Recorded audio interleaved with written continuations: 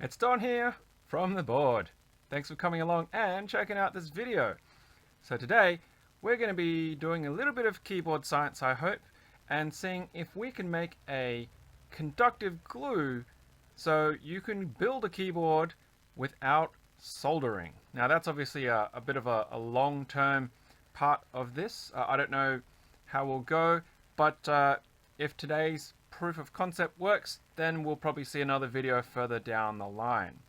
So a lot of people are often scared of soldering because, you know, there's a heat source involved, there's delicate electronic components, there is potentially toxic material if you're using leaded solder. Of course, you can buy lead-free solder, but most people within our community, if they're not doing commercial grade work, they actually recommend using leaded solder because it's actually easier to work with. It's got a lower melting temperature. But that can really put off some people. Plus, the cost of actually getting a soldering setup can be quite expensive. Now, there are very cheap options, and some of those you would have already seen on this channel. For example, the SH27, which is only like, I think it's like 11 US dollars for a temperature controlled soldering iron. It's not the greatest out there, but it will actually do the job. However, if you want to get somebody into building a keyboard without those kind of issues, a solder-free type of option might be really useful, especially if it's younger people, children, and things like that, or those who don't have great coordination skills. This could be an avenue to do that. So let's switch over down to the desktop and have a look at what I'm talking about. So what I've got here on the desk is I've just got some scrap bits of cardboard. I've got a little bit of plastic filament just to cut off from my 3D printer as a mixing stick, something that I'm going to use to apply this glue that I'm going to make. I've just got general purpose PVA glue. It's just straight up wood glue. Okay, nothing crash hot about it. And the magic, from what I've been led to believe, thanks to the internet, is you need a conductive medium, and we're going to be working with graphite powder. Now, this graphite powder I bought from my local hardware store. It cost me $6.15 Australian for 50 grams. Now 50 grams is quite a lot in terms of what graphite powder is because it's very light. You can buy it relatively freely because it's used to lubricate locks, right? They'll put it onto like a key and then they'll put it into the lock and move it around and turn the lock just to get it inside because it's quite a dry powder slippery type medium. But you see, graphite is also highly electrically conductive.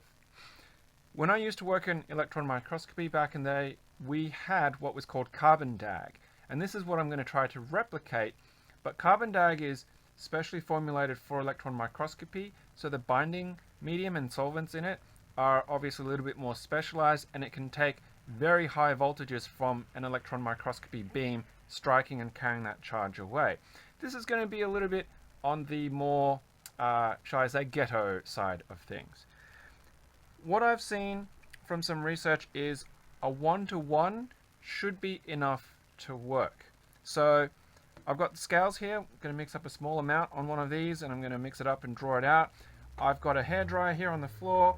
I'll try and dry it and then we'll see if it's conductive and we'll check that using the multimeter. So that's the game plan for today's video. And then a proof of concept is I've got just my trusty slightly stuck box yellow switch here. I've got two bits of diode legs that I'm going to draw like a fake circuit with, and then we'll see if it will actually carry the charge through that pathway, because if it does, there's no reason why you wouldn't be able to, say, solder to potentially a PCB or even a hand-wired setup. Okay, now I realize that the focus is a bit funny because I'm still struggling with this camera that I'm using, the Brio, with the autofocus, and I'd originally set it to manual focus, but I'm just going to turn that autofocus back on. I do apologize, but it's just one of those things that have to kind of deal with. Okay, so let's turn on the scales, let that zero out. I'm going to put that on 1.4 grams. Let's just tear that. So we're going to go with, I don't know, maybe half a gram of glue. Should that be enough? Let's see what a squeeze of this will get me. That's a lot of glue, and it's not even registering 0.1 of a gram. So maybe let's go with 0.1 of a gram, or until this ticks over. That's oh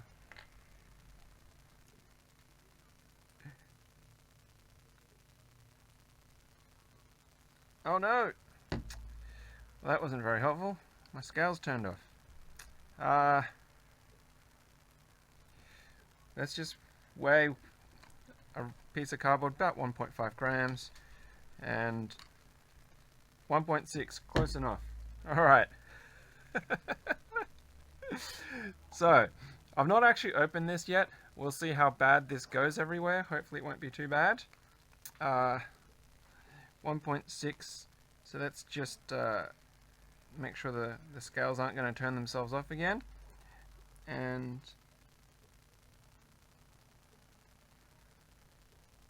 is it going to blow it everywhere?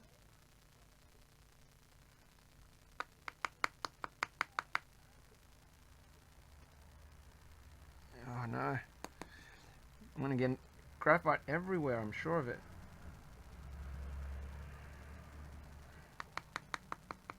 Okay, I don't know what's going on with this. I can definitely see it's clearing in the nozzle, but I don't know if I need to... Do I need to cut it? Rookie mistake. I had to cut the tip off this. Rookie mistake. Alright.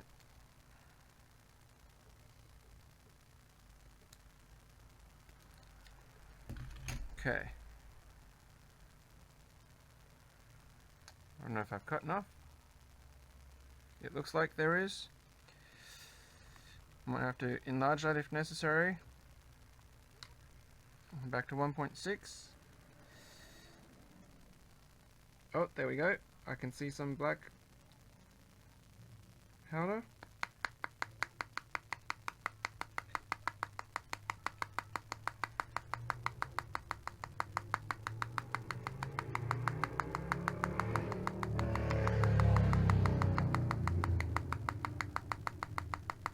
I feel like 0.1 gram is going to be a lot.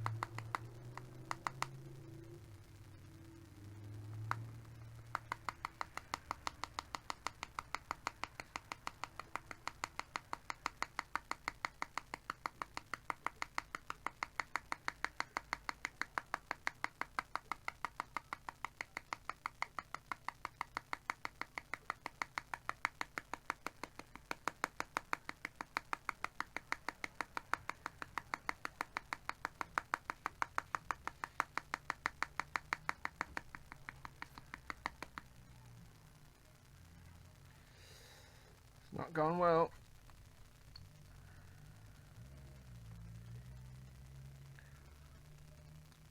Oh, we're almost there.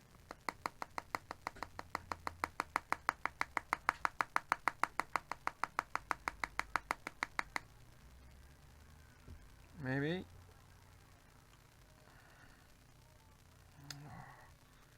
Getting close.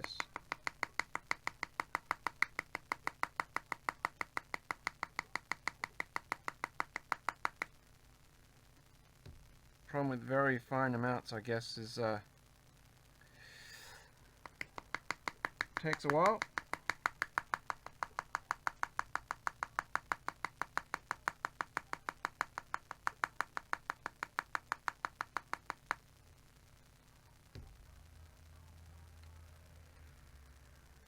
Oh, it's just on. Now you can't see the scales because it's not showing up on the camera, but it is actually flicking up to 1.7 and it's coming back down to 1.6. Very, very close. It's reading 1.7 now. Awesome. Okay, so now I'm going to cap that because I really don't want this stuff going everywhere. Alright. So I've got 0.1 and 0.1. Now, I'm going to mix this stuff in together.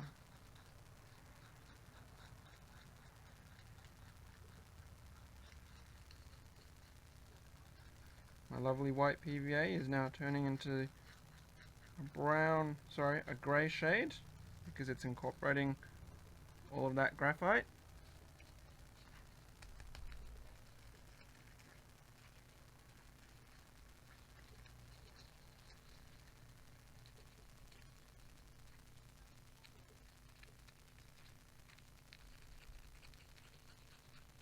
Okay, I think I've got most of it. Now I've just got to actually get enough to, let's just go with a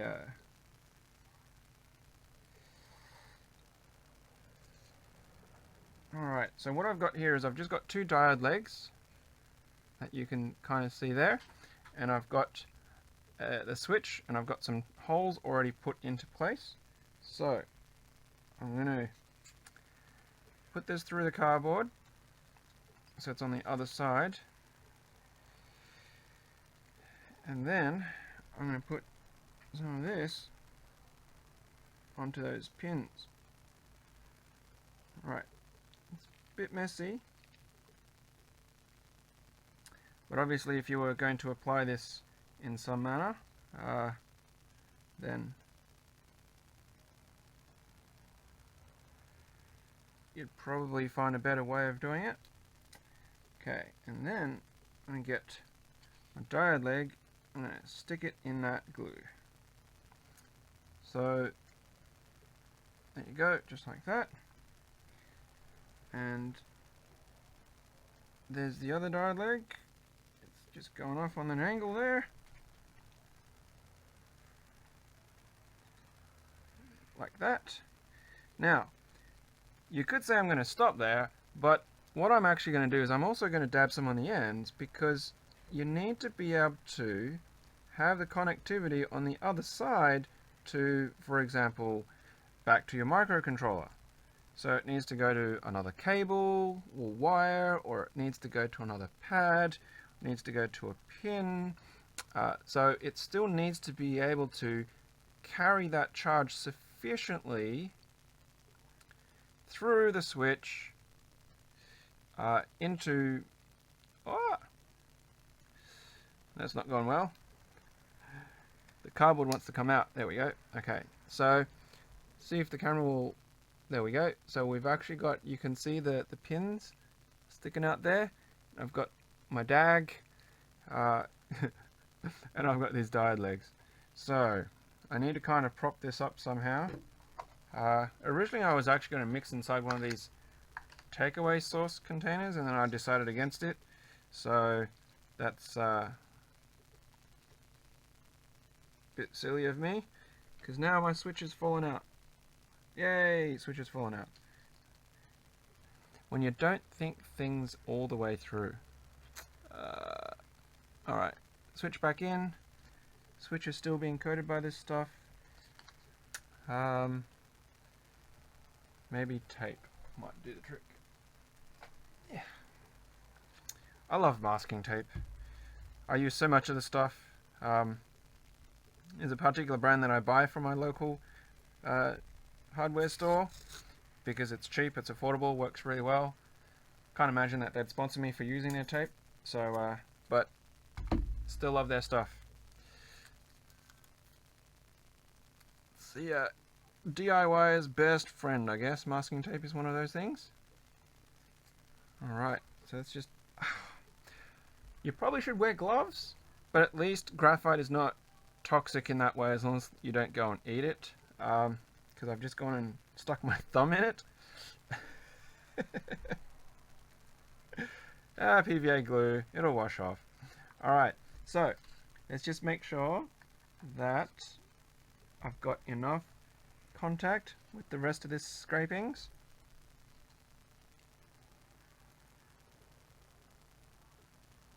Uh-oh, I don't want to short it. Are they even in there?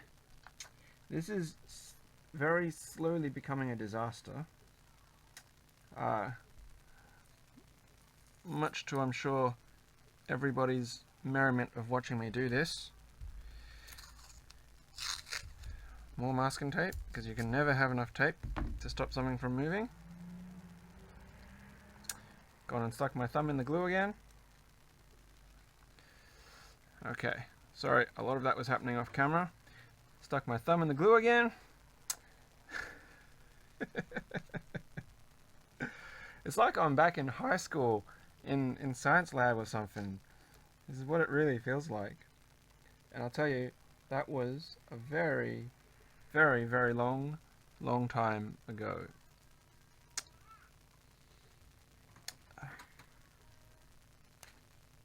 Well, this is just progressively getting worse. And now I've dropped that on my table, so now I've got glue on my table. Okay, that's it, that's done. Not going to touch it anymore. Now I'm going to turn on the hairdryer. It's probably going to blow stuff everywhere. So,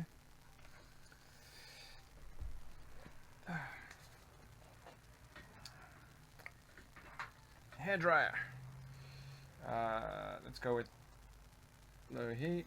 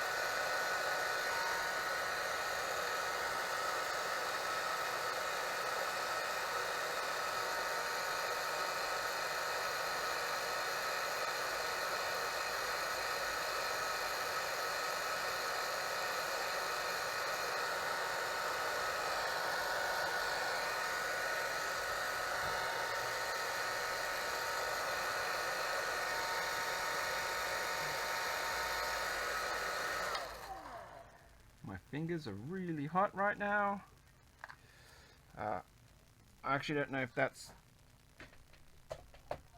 fully dried or not, but just going to use the other side of my stick here and give it a poke. No, it's still slightly damp. Okay, so what I'm going to do is I'm going to cut this now rather than waiting for it to dry, and then we'll come back after the drying period and see if it actually worked or not. And then we'll measure it with a multimeter and see if this was a success or a fail or somewhere in between. It could be intermittent. But I'm going to use some more tape because that switch keeps buckling and wanting to escape. So I'm going to tape that down. And I'm going to really make sure that switch is not going anywhere. Okay. So now you'll see the switch is all taped in and it's flush against the back of that. The pins are sticking through. They still got dag on them. Everything's seated. So just before I cut at this point, the reason why I need it to be fully dry is because while it's actually still wet, while it's still moist, water is a conductor, right? So if you measure it now, it's going to give you false results because of the moisture content from the actual glue. It has to be dry enough that the bonds and joints are relying on the graphite to conduct the electricity and not the moisture in the actual glue itself. So hopefully we'll be back with a part 2 shortly, right after this. Okay, so we're back for part 2, and you might notice things are a little bit different. I have less hair. I've got a lot more facial hair, maybe. The reason for that is between when I shot part 1 and I put this together to now is actually about 6 weeks. A lot of things happened along the way, and work, life, COVID, house hunting, so on and so forth, kind of prevented me from actually finishing this part of the video, but managed to get it back around and we're going to continue where we left off. So in the first part, that you would have just seen. I mixed up some 1-to-1 and I tried to actually stick it to some diode legs and the switch. Of course, I don't have to tell you that because you just watched the front of it, and we were waiting for it to dry. So now, if we go over to our multimeter and check out what the actual resistance is, we can see that we're going to get some good readings from probe to probe contact, and effectively on a 1-to-1 ratio, it's no good. Between the actual 1-to-1 ratio of PVA to graphite, I actually am not getting any readings. And of course, if I move it onto the diode leg itself, it's no good. Both probes on the diode leg, it's fine. One back from the other side, it's no good. Going in between the actual switch pins and depressing the switch, it also does nothing. So it got me thinking, because I managed to test this a while ago, I wanted to know what would it actually take to be effective, to actually conduct, because obviously other people in their videos have shown it to work. So I went ahead and I mixed a bit more ratio to it, and what you'll see here is I've got a 1.5 graphite to PVA, and then I went and mixed a greater than 1.5 to 1 ratio, and I pasted that down, and then we'll have a look at the test now. So this first one is 1.5 to 1, just, it works. And then on the actual between the diodes, the 1.5 does work. And then greater than 1.5 to 1, obviously if the 1.5 works, then there's no reason why greater to 1.5 will not work. So what does this mean? It does mean you can actually produce a slurry. You can actually produce a paste, as confirmed by my testing. The question though is, how well will it hold? How well will it hold? And what can you do with it? Can you actually solder or make a circuit? Can you actually produce something for keyboards using graphite and glue? I think you can, but that's something that I'm going to try in a future video and explore what those options look like and what the actual end result might be. So I know it was a very long time in between, but obviously you hopefully won't be feeling that because I've put these two parts together. But effectively at greater than 1.5, it will work. I was getting a bit patchy results at 1.5, which is why I mixed the greater than 1.5. But as it's dried out, the 1.5 has actually shown that it does actually conduct. And I think that just might have been, as it shrinks and loses moisture, the graphite particles are getting in better contact with each other compared to when it was just dry and I tested it initially. So if you want to be safe and you don't want to wait for ages and ages and ages, maybe run a greater than 1.5 to 1 PVA to graphite powder, graphite powder to PVA ratio. So there you go, some food for thought if you want to mess around with making your own conductive glue and see what kind of results you get. Bit messy, but hey, something to play with. Thanks for checking out the video, and of course the usuals, buttons below, like, subscribe, notification bell, so on and so forth. And of course, until next time, happy clacking.